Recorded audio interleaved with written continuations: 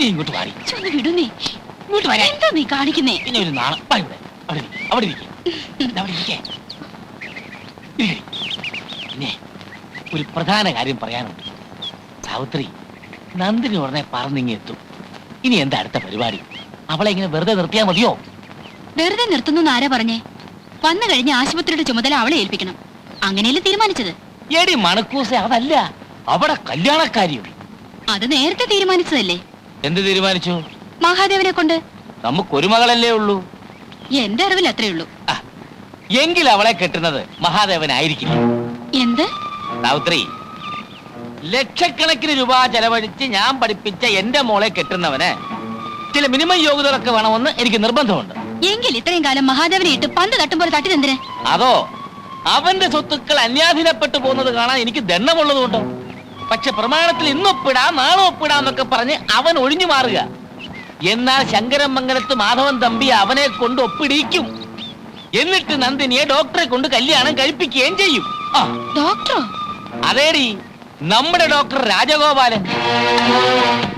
രോഗികൾക്ക് ഇത്രയും പ്രിയപ്പെട്ട ഒരു ഡോക്ടർ ഇനി ജനിക്കാനില്ല. അയാളെ നമ്മുടെ കൈപ്പിടിയിലൊന്ന് കിട്ടിയാ മതി. പണം കായ്ക്കുന്ന മരമെന്നൊക്കെ നീ കേട്ടിട്ടില്ലേ? അങ്ങനത്തെ ഒരു മരമാടി ഈ ഡോക്ടർ.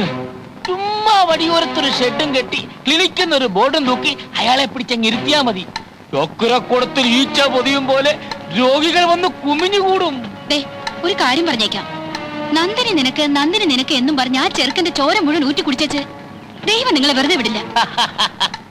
ദൈവം നിന്നെ പോലെ അത്ര ബുദ്ധിയില്ലാത്ത കൂട്ടത്തിലൊന്നും അല്ല. ചേരേണ്ടതേ ചേരാൻ പാടുള്ളൂന്ന് പുള്ളിക്കാരൻ നേരത്തെ എഴുതി വെച്ചിട്ടുണ്ട്. എടീ, ഭർത്താവ് ഡോക്ടർ, ഭാര്യ ഡോക്ടർ, അവരുടെ മക്കൾ മുഴുക്ക ഡോക്ടർ, അങ്ങനെ ഡോക്ടർ ഡോക്ടർ ഡോക്ടർ ഡോക്ടർ ഒരു ഡോക്ടർ ചങ്ങല.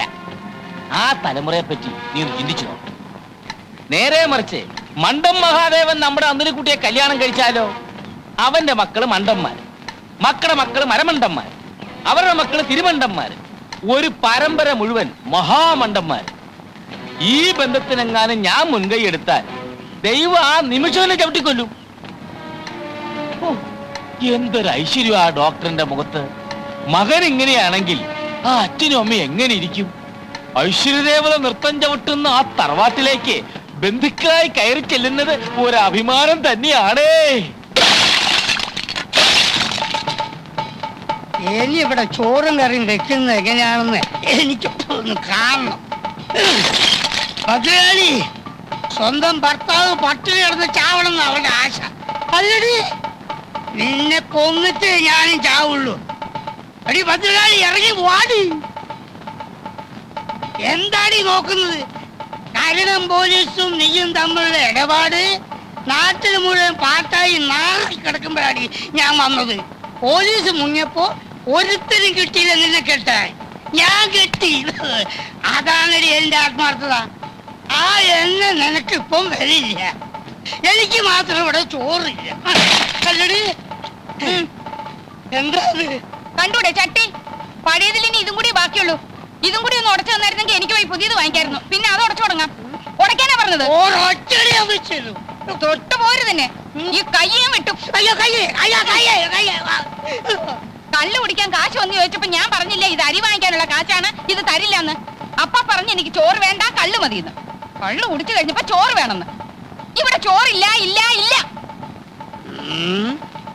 ഇനി ഇവിടെ കിടന്ന് ഒച്ചയും വേളം ഉണ്ടാക്കിയാലുണ്ടല്ലോ, എന്റെ സ്വഭാവം അറിയാലോ. കരുണം പോലീസുമായിട്ട് എനിക്ക് ബന്ധം ഉണ്ടായിരുന്നെങ്കിലേ പിന്നെ എന്തിനാ ഇയാളെന്നെ കെട്ടിയത്? നിന്റെ തന്ത എനിക്ക് കാശ് തന്നിട്ട്.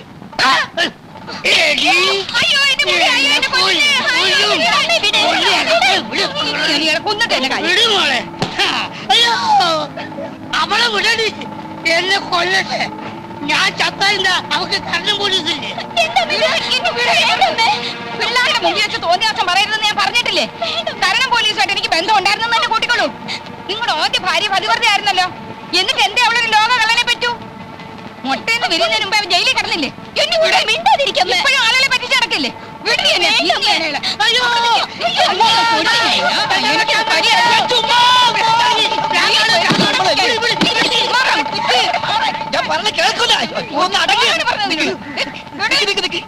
എത്ര കലം പൊട്ടിച്ചു പറ.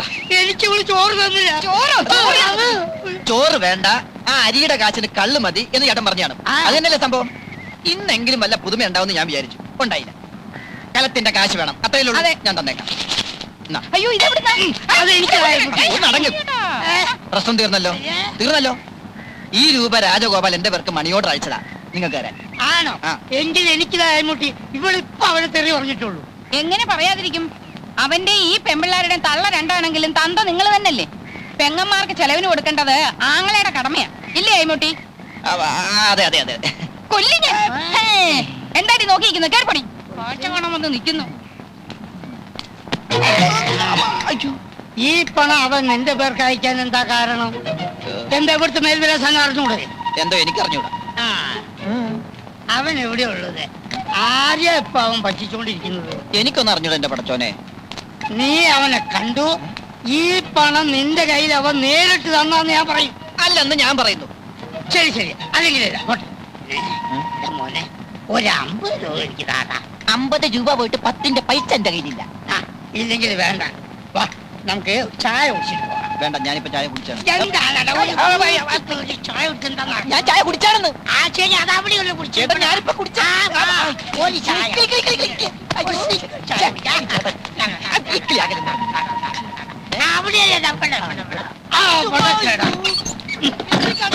അതെ, വാതിലടിച്ച് കുറ്റിയിട്ടതാ. നിനക്കറിയാം അവൻ എവിടെയാ ഉള്ളത്. അവൻ കാശുണ്ടാക്കുന്നുണ്ടെന്നുള്ളതും എനിക്ക് മനസ്സിലായി. അവനെ കാണിച്ചു തരാതെ നിന്നെ ഇവിടുന്ന് പുറത്തു വിടുന്ന പ്രശ്നമല്ലടാ ആയിമുട്ടി പറ്റി. അവനെ കേടാ. എനിക്ക് ആ അഡ്വാൻസ് കിട്ടിയ വളരെ നന്നായിരുന്നു. പറഞ്ഞിരുന്ന സമയം കഴിഞ്ഞിരിക്കുക. അതെ ഡോക്ടറെ, ഞാനേ വളരെ പ്രധാനപ്പെട്ട ഒരു കാര്യം പറയാനാ വന്നത്. അഡ്വാൻസ് എന്തിനാ? ഞാൻ ഈ ആശുപത്രി എന്നെ എഴുതി അങ്ങോട്ട് തരുമല്ലോ. ആശുപത്രി കിട്ടിയിട്ട് എനിക്ക് എന്താ കാര്യം? അതെ, അതെന്താണെന്ന് വെച്ചാൽ ഞാൻ പറഞ്ഞുതരാന്നേ. ഡോക്ടർക്ക് ഇപ്പൊ ഈ നാട്ടിൽ എന്താ പേരെന്ന് അറിയുവോ? എന്റെ മോൾ ഒരു ദിവസം ലണ്ടനിൽ നിന്ന് ഫോൺ ചെയ്ത് ചോദിക്കുക, അച്ഛാ നമ്മുടെ ആശുപത്രി മിടുക്കന് സുന്ദരമായ ഡോക്ടർ എത്തിയെന്ന് കേട്ടത് ശരിയാണോ എന്ന്. ഞാൻ പറഞ്ഞു ശരിയാണെന്ന്. അവക്ക് ഭയങ്കര സന്തോഷമായിപ്പോയി. അതായത് ഡോക്ടറിന്റെ പേര് ലണ്ടൻ വരെ എത്തിയിരിക്കുന്നു. ആരോ ഇവിടുന്ന് ഊമക്കത്തെഴുതി അറിയിച്ചതാവും. ഇനിയും കുറച്ചു കാലം കൂടി ഞാനിവിടെ നിൽക്കേണ്ടി വന്നാൽ ലണ്ടൻ മാത്രമല്ല ലോകം മുഴുവൻ ഞാൻ അറിയപ്പെടും. അതാണ് എന്റെ അവസ്ഥ. അറിയപ്പെടണം. അതിൽ ഏറ്റവും കൂടുതൽ സന്തോഷിക്കുന്നത് ഞാനായിരിക്കും. എന്റെ മോള് ലണ്ടനിൽ എന്ത് ചെയ്യുന്നു എന്ന് ഡോക്ടർ ചോദിച്ചില്ല. മകൾ അവിടെ എന്തൊക്കെ ചെയ്തു കൂട്ടുന്നു എന്ന് ഇവിടെ ഇരുന്നുകൊണ്ട് നിങ്ങൾക്ക് പറയാൻ പറ്റില്ലല്ലോ. അതുകൊണ്ട് ചോദിച്ചില്ലെന്നേ ഉള്ളൂ. അവളവിടെ FRCS പഠിക്കുകയാണ്. വളരെ സന്തോഷം. ഞാനൊരു ശുദ്ധ മനസ്കനാണേ. ഞാൻ അതിലും ശുദ്ധ മനസ്കനാ. അല്ല, അതെനിക്കറിയാം. അതുകൊണ്ട് തന്നെ നമ്മൾ തമ്മിൽ വളച്ചുകെട്ടി സംസാരത്തിന്റെ ആവശ്യമില്ല. ഡോക്ടർ എന്റെ മരുമോനായി കാണാൻ ഞാൻ ആഗ്രഹിക്കുന്നു. എനിക്കാകെ ഒരു മകളേ ഉള്ളൂ. അവളെ സുരക്ഷിതമായ കയ്യിലേൽപ്പിച്ചാൽ. എന്റെ കൈ വളരെ സുരക്ഷിതമായ കൈയാണ്. പക്ഷേ ഒരു പക്ഷമില്ല ഡോക്ടർ, ഞാൻ തീരുമാനിച്ചു കഴിഞ്ഞു. എനിക്ക് അഡ്വാൻസ് പെട്ടെന്ന് കിട്ടിയിരുന്നെങ്കിൽ. ഇല്ല, ഇനി നമ്മൾ തമ്മിൽ അഡ്വാൻസും ഇല്ല, ശമ്പളവും ഇല്ല. എന്റെ മോളെയും അതോടൊപ്പം ഈ ആശുപത്രിയും കൂടി അങ്ങോട്ട് ഏൽപ്പിക്കുക. അതല്ല, ഒന്നും പറയാൻ ഞാൻ സമ്മതിക്കത്തില്ല. ഒന്നും പറയണ്ട. ഭഗവാനെ, ഒടുവിൽ അഡ്വാൻസും ഇല്ലാണ്ടായോ? ഡോക്ടർ, എന്താണോ? ഡോക്ടർ അച്ഛനമ്മയും വന്നിരിക്കുന്നു. ഡോക്ടറിന്റെ അച്ഛനും. നോക്കെത്താ ദൂരം വരെ ഒരു പാടം, പിന്നെ തെങ്ങുന്തോപ്പ്, റബ്ബർ, ചുക്ക്, കുരുമുളക്, ഏലം ഇതെല്ലാം വിറ്റിട്ടാണ് ഇവനെ പഠിപ്പിച്ചത്. കോഴിക്കോട് പഠിച്ചു കഴിഞ്ഞപ്പോ അവൻ പറഞ്ഞ് എറണാകുളത്ത് പഠിക്കണം, പിന്നെ പറഞ്ഞ് തൃശ്ശൂര് പഠിക്കണം, പിന്നെ കണ്ണൂര്, കോട്ടയം, കാഞ്ഞിരപ്പള്ളി, അങ്ങനെ കാസർഗോഡ് തൊട്ട് കന്യാകുമാരി വരെയുള്ള സ്ഥലത്ത് ഞങ്ങൾ അവനെ പഠിപ്പിച്ചു. ഇതും കഴിഞ്ഞപ്പോ പറയാണ് എന്തോ ഒരു പാല്, എന്ത് പാല്? മണിപ്പാല്. ഞാൻ പറഞ്ഞോളാം, എനിക്കറിയാം, ഇടയ്ക്ക് കയറി പറയരുത്. എന്താണ്? മണിപ്പാലി പഠിക്കണം. ആ സമയത്താണ് നമ്മൾ ആ റബ്ബർ എസ്റ്റേറ്റ് വിറ്റത്. 27 ഏക്കറല്ല, അമരാവതിയിലുള്ള 30 ഏക്കർ. ആര് നോക്കണം എവിടേക്ക് കിടക്കണം? എന്ത് വിറ്റാലെന്താ? ഒന്നും പാഴായി പോയിട്ടില്ലല്ലോ.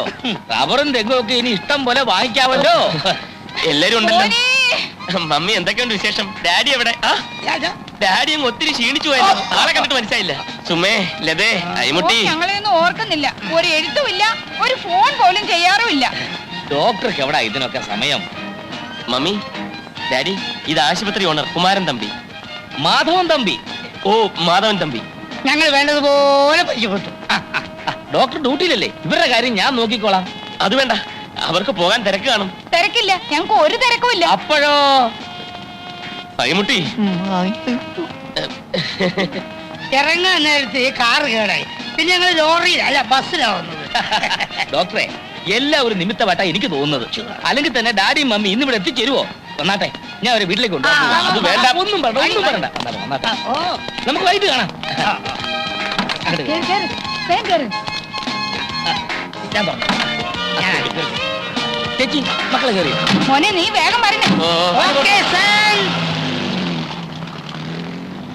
എന്നെ പിടിച്ചൊരു മുറിക്കകത്തിട്ട് പൂട്ടി. കഞ്ഞിവെള്ളം പോലും തന്നില്ല. ഒടുക്കം അലക്കമ്പലിൽ നിന്ന് വാടക കൂടെ തുണി ഒപ്പിച്ചു. എനിക്ക് വേറെ നിവൃത്തി ഉണ്ടായില്ല രാജഗോപാല. സാരമില്ല, ഇന്നുകൊണ്ടെല്ലാം തീരുമല്ലോ.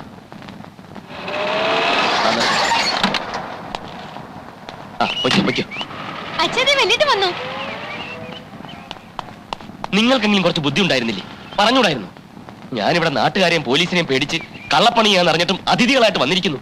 മനുഷ്യനെ കൊലയ്ക്ക് കൊടുക്കാൻ ദ്രോഹികൾ. എല്ലാ കാര്യവും വലിയേട്ടൻ അറിയാവുന്നല്ലേ? മിണ്ടി പോകരുത്. മോനെ അവിടുന്ന് ഇറങ്ങുമ്പോൾ ഞാൻ പറഞ്ഞാണല്ലോ എന്നെ അന്വേഷിക്കരുതെന്ന്. ഞാൻ നിങ്ങളുടെ ആരുമല്ല, ഇറങ്ങിപ്പോണം. 1 മാസത്തിനകം ദാമുവേട്ടൻ ഓഫീസിൽ നടത്തിയ തിരിമറി പിടിക്കപ്പെടും. മാലതി ഇടത്തി പറഞ്ഞെന്താണെന്നറിയോ? ദാമുവേട്ടൻ ആരുടെയും മുമ്പിൽ ഇന്നുവരെ തല കുനിച്ചിട്ടില്ല.